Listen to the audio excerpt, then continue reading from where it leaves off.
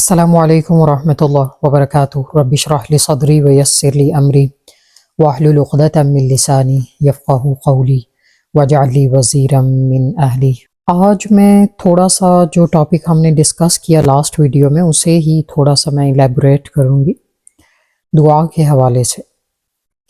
دعا جو ہے وہ ایک بہت بڑا ٹاپک ہے ہمارا اور بہت بڑا کنسرن بھی ہے ایز مسلم اور ایز اینی بڈی نان مسلمز کو بھی کسی نہ کسی طریقے سے دعا میں یقین ہوتا ہے کہ وہ بھی کہتے ہیں کہ ہم جب اللہ سے دعا کرتے ہیں تو ہماری دعا رد نہیں ہوتی، وہ جیزس کہیں، وہ بھگوان کہیں، کسی نہ کسی طریقے سے انہیں اس چیز پہ یقین ہوتا ہے کہ اللہ تعالیٰ ان کی دعا سنتا ہے، کیونکہ اللہ تعالیٰ نے دنیا تو ہر کسی کے لیے رکھی ہے، تو اس میں کوئی یہ نہیں ہے کہ کوئی اسپیشل ہوگا تو اسی کی دعا سنی جائے گی۔ ہر ایک کو اس کا حصہ دنیا میں دیا گیا ہے، آخرت اس نے اپنے نصیب سے لینی ہے۔ ہم کہتے ہیں نا دنیا نصیب سے ملے گی، تو یہ ہے کہ دنیا آپ کو مل ہی جانی ہے، دنیا کے لیے آپ کوشش نہ بھی کریں تب بھی اللہ تعالیٰ آپ کو دیں گے۔ ہمیں کہا گیا کوشش آخرت کے لیے کرنی، جب تک ہم آخرت کے لیے کچھ نہیں کریں گے we are not going to get anything, right? جس کو یقین ہوگا جو اللہ کے لیے کچھ کرے گا وہی آخرت میں حصہ پائے گا۔ دعا کی جب بات ہوتی ہے تو قول رسول اللہ صلی اللہ علیہ وسلم الدعاء هو العبادہ، دعا از عبادہ، دعا از worship just as other obligations، دعا از an obligation as well۔ یہ ایک ہمارا دینی فریضہ ہے، عبادت میں شمار ہوتی ہے۔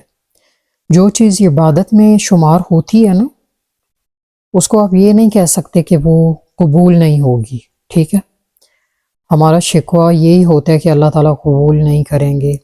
آپ اگر عبادت کرتے ہیں قرآن اور سنہ کے مطابق وہ عبادت قبول ضرور ہوتی ہے۔ یہ الگ بات ہے کہ آپ کو اس میں سے 100% ہو سکتا ہے مارکس نہ ملے، اور یہ بھی سننے میں آیا ہے کہ حدیث ہیں کہ نماز جب کوئی انسان پڑھتا ہے تو اس میں سے ڈیفرنٹ مارکس ان کو ملتے ہیں، کوئی جو ہے وہ 50% اس میں سے مارکس حاصل کرتا ہے، کوئی 20%، کوئی یہ بھی ہو سکتا ہے کہ 10% یا 5% حاصل کرے۔ تو جب دعا کی بات ہوتی ہے تو الدعاء هو العبادہ، دعا عبادت ہے، تو جس طرح باقی عبادات ہیں اسی طرح دعا بھی ہے، اور یہ ایک ایسی امیزنگ دعا ہے جو کرتے تو ہم اپنے لیے ہیں لیکن اللہ تعالیٰ نے اس کو عبادت بنا دیا، کیونکہ ہم کیا کر رہے ہوتے ہیں کہ ہم بہت سارے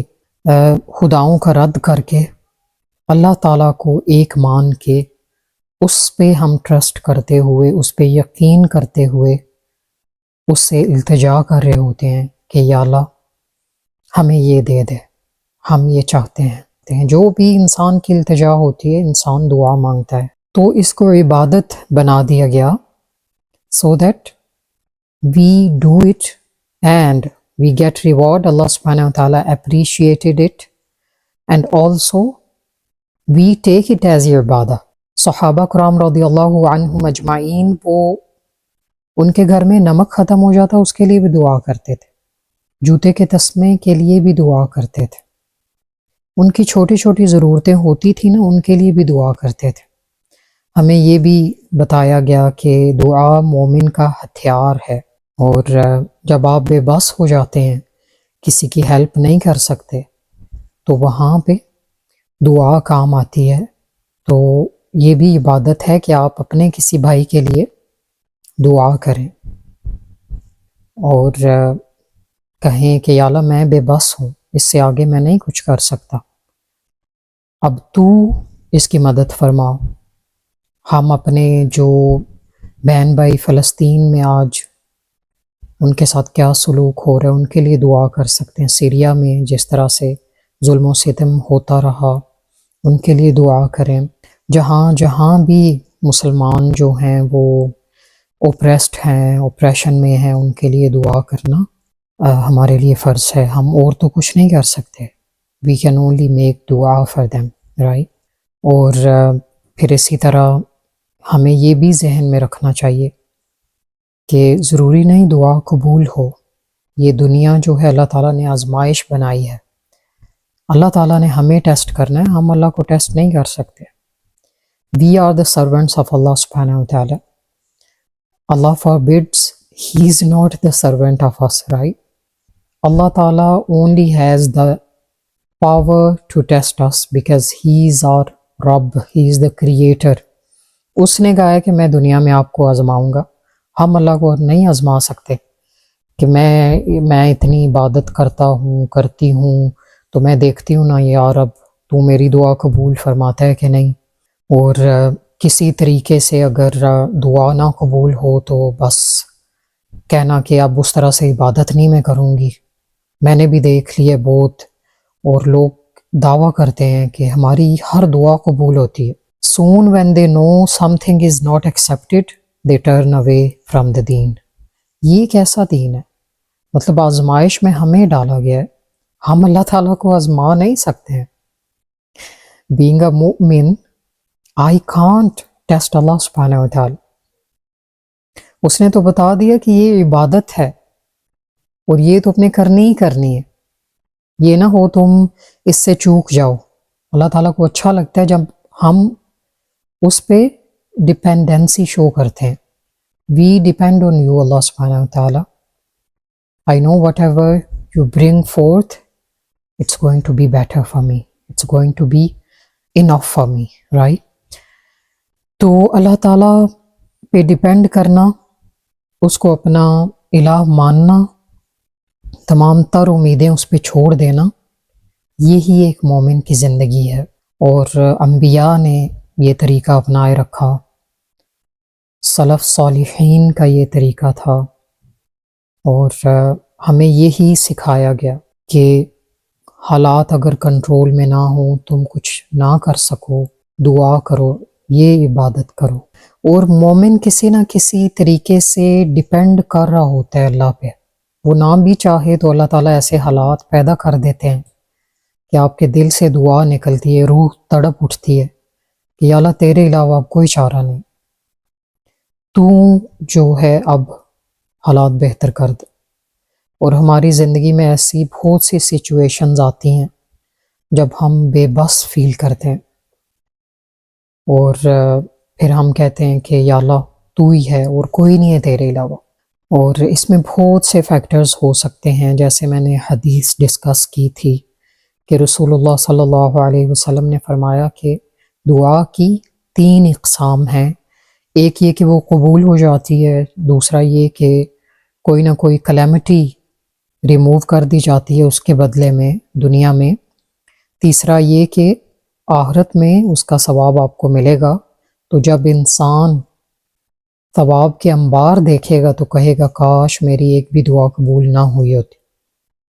اتنا مطلب انسان جلد باز ہے دنیا میں، جو ہے اللہ تعالیٰ سے دور ہٹ جاتا ہے جب اس کی کوئی دعا قبول نہ ہو. تو آخرت میں وہ یہ کہے گا کہ کاش میری ایک بھی دعا قبول نہ ہوئی ہوتی. تو یہ ہے کہ ہمیں سوچنا چاہیے کہ اللہ تعالیٰ کے جو ایٹریبیوٹس ہیں، العلیم اور الحکیم، the most knowledgeable, the most wise, سب سے زیادہ حکمت رکھنے والا، سب کچھ جاننے والا، سب کچھ جاننے والا. ہمیں تو دعا مانگ کے ایک اس کا فیکٹر نظر آ رہا ہوتا ہے کہ اگر یہ قبول ہوئی تو میں یہ کر لوں گا، میں وہ کر لوں گا. اللہ تعالیٰ could see the unseen which you can't see, the destruction which that dua will bring to you if it is accepted. اللہ تعالیٰ کو وہ سب بھی نظر آ رہا ہے جو آپ کو نہیں پتہ، کہ یہ اگر قبول ہو جاتی ہے تو آپ کے لیے کیا کیا تباہی ہوگی، کیا تباہی کا باعث بنے گی. اور ایسے ہوتا ہے ہم رزق کے لیے دعا کرتے ہیں. سب سے بڑا ٹیسٹ ہمارا یہی ہے نا، بینگ پاکستانی. پاکستان میں کس قدر مہنگائی ہے، کیسے حالات چل رہے ہیں، اور ہر کسی کو رزق کا مسئلہ ہے. یہی بات ہے نا. اور رزق کی وجہ سے میں سوچتی ہوں کہ ہمارے کتنے لوگ جو ہیں وہ سوشل میڈیا پہ سٹار بنے ہوئے ہیں. What they think that money is every thing, right? کسی نہ کسی طریقے سے پیسے کماؤ، اور ٹک talk stars, YouTube stars, face بک سٹارز. اور اتنا افسوس ہوتا ہے، میں سوچتی ہوں کہ کوئی پروڈکٹیوٹی نہیں، اور اتنے لاکھوں فالوورز ہیں، کروڑوں فالوورز ہیں ان کے، اور اتنا افسوس ہوتا ہے to think about the future. ہماری قوم کا فیوچر کیا ہے؟ What is the future? فرعون کے بارے میں قرآن میں آتا ہے کہ وہ اتنے سارے لوگوں کو قیامت والے دن جہنم میں لے کے جائے گا، کیونکہ وہ فیمس تھا نا، اور وہ لیڈر بھی تھا، تو اس کے فالوورز جائیں گے. فرعون کی مثال ہر زمانے میں فٹ ہوتی ہے. کیا ایسے لوگوں کے فالوورز نہیں جائیں گے ان کے ساتھ؟ اللہ نہ کرے وی اینڈ اپ ان جہنم. لیکن کیا کوئی پروڈکٹیوٹی ہے؟ یہ جو کانٹینٹ دکھایا جا رہا ہے اس میں کیا پروڈکٹیوٹی ہے؟ Where are you leading the امت کو کس طرف لگایا جا رہا ہے؟ اور آپ صلی اللہ علیہ وسلم نے پریڈکشن کی تھی قیامت کے نزدیک میری قوم کے ان پڑھ لوگ ان کے لیڈر بن جائیں گے، اور ایسے لیڈر ہی اپنے فالوورز کو جہنم میں لے کے جائیں گے. بہت بڑی ذمہ داری ہے آج ہمارے کندھوں پہ. ہم یہ تو کہہ دیتے ہیں کہ ایکسپوجر بہت زیادہ ہے اور سوشل میڈیا عام ہو چکا ہے، لیکن ہم یہ نہیں سمجھتے کہ سوشل میڈیا پہ شیئر کیا کرنا ہے، اور ہم کیا کر سکتے ہیں اور کیا نہیں کر سکتے. بینگ اے فالوور اور بینگ اے لیڈر، یہ ایک بہت بڑی ذمہ داری ہے کہ ہم فالو کس کو کر رہے ہیں اور لیڈ کس کو کر رہے ہیں. کیا جس کو ہم فالو کر رہے ہیں وہ کوئی اچھا انسان ہے؟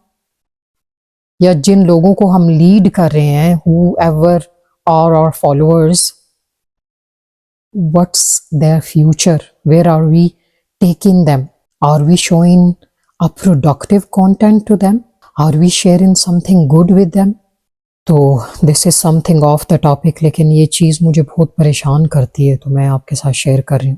May Allah subhanahu wa ta'ala help us to understand. آمین. السلام علیکم.